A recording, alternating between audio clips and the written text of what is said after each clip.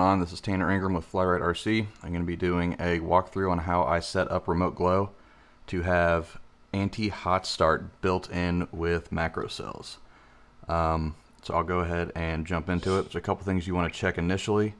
Go into your model setup all the way at the bottom and look and see what you've got your cut switch on. I've got it on option 3 here. You just want to make sure you're not going to interfere with this at all. You're going to go into your switch assignments,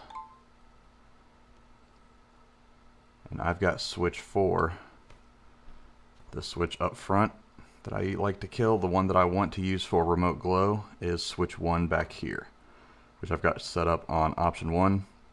If you don't have it set up already, just get in there and pick what switch you want and make sure it doesn't interfere with your nitro cut. So option 1 is what we're going to use. Next step, we're going to go into macros, wherever they are. There they are. We're going to go ahead and build a couple of these first. So we're going to have 4 of these in a row, so I'm going to pick this row just to keep everything organized. Let's start with 33. First one's going to be a trigger, and we're going to trigger on the switch we just selected. Mine was switch option 1. Threshold is going to be 0, and you want your high to be 100.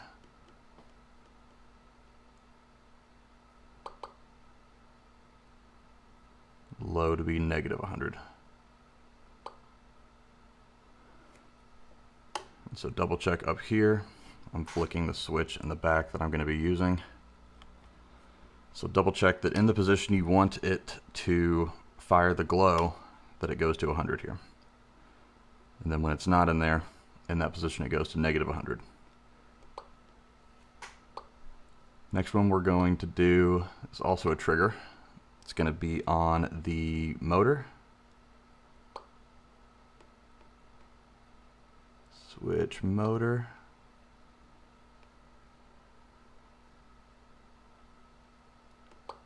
(100) and negative 100.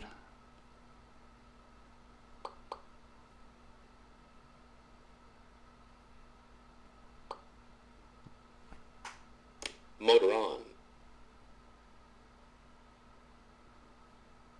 That's interesting. So it went opposite what I expected here. Motor off. We want it to be 100 motor with on. motor on. So I need to invert these values.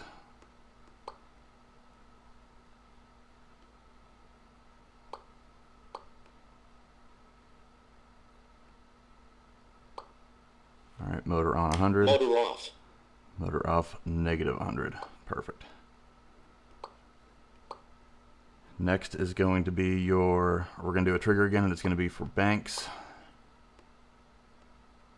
Switch bank, 100, negative 100.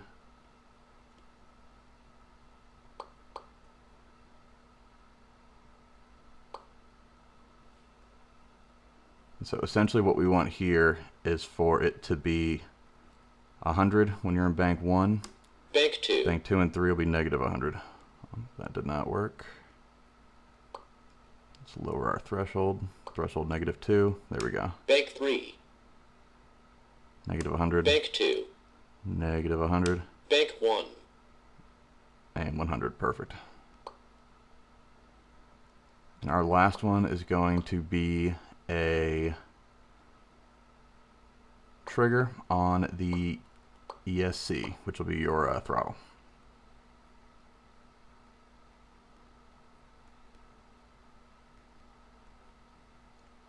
Flight control ESC, high 100, low negative 100.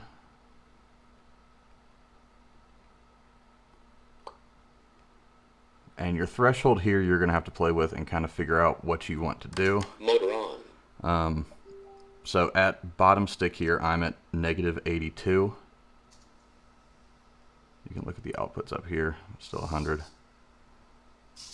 So you want to put it somewhere. I'm going to pick this here because sometimes I'll use bank 1 and move the stick a little bit to get the engine going. So the highest I want to go is probably negative 25, it looks like. And that'll be different for everybody. Just check and see where your stick is and go around there for the threshold. So 100 when my stick's at the bottom, so I don't hot start. Negative 100 if my stick's sitting up here. It won't let you light the glow. And the reason we did the bank and motor switch is so when you're spooling down and you shut the engine off, I found that it will reignite the glow, which is kind of annoying each time you land. So that's why we put those in there, so that when you go up to the flight line, you'll be off.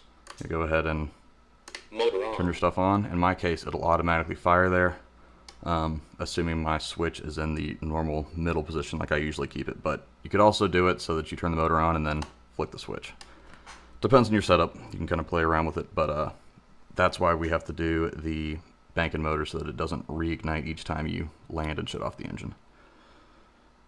So we got this, tested it, sweet. Next thing is we're gonna group all of these together and scale them. So we're gonna use a mixer.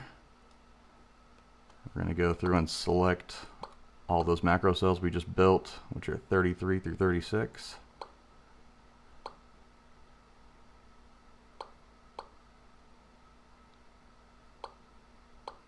Oops.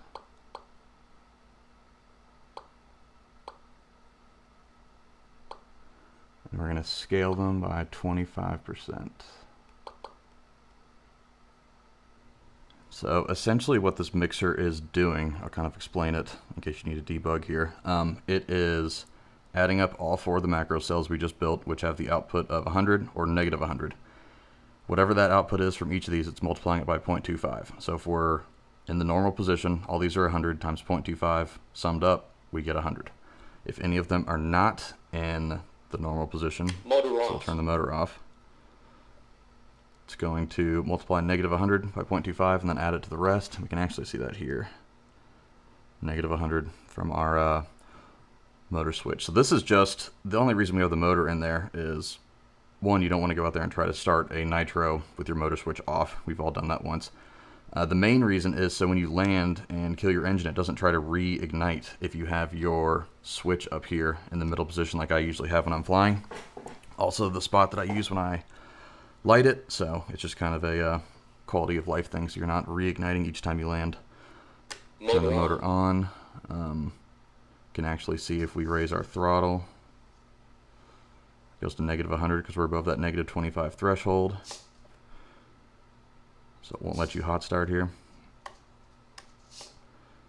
And of course our option switch that we set. Also going to negative 100. So final step, we have our mixer created. You need to go up and select whichever port on your Neo you're using your glow igniter. In my case I'm using aux 2. We're going to set a trigger here that references that mixer we just built, which was 37 for me. Threshold is going to be 99 because we're going to try to sum to 100 to trigger it. So just 1 over. And 100, negative 100 should work here. So right now we're in a good position. It will let us glow. We can test it here. So it's letting us glow. Move the stick up. No beep. It's not going to let us, and you can see here that input signal is going from 50 to 0, so it's not hitting that 100. Also, if you're in bank 2, no glow. So we'll go ahead and simulate this to make sure it works. So we will, actually I'm going to simulate a hot start, why not? Motor on. Motor is on, but we're at mid stick over here. I'm hitting the glow, option 1 center. It's not letting me glow. Drop throttle and hit our option switch. Now it lets me ignite. So we just lit the engine. We're going to go into bank 2. Bank 2. Fly around. Come back in and motor off. Kill the motor. Go into lock and then get ready for the next flight. Go to bank 1. And you can see the switch back here is still in the middle position, which is what I like using. And it did not reignite when we came back into land. You can drop throttle. I just moved the switch back. Motor on. More in bank 1, motor on. There we go. Good to go for another flight. So this took a little bit to figure out. It is possible to do this in Macrocells, so hopefully this helps you and eliminates any future hot starts.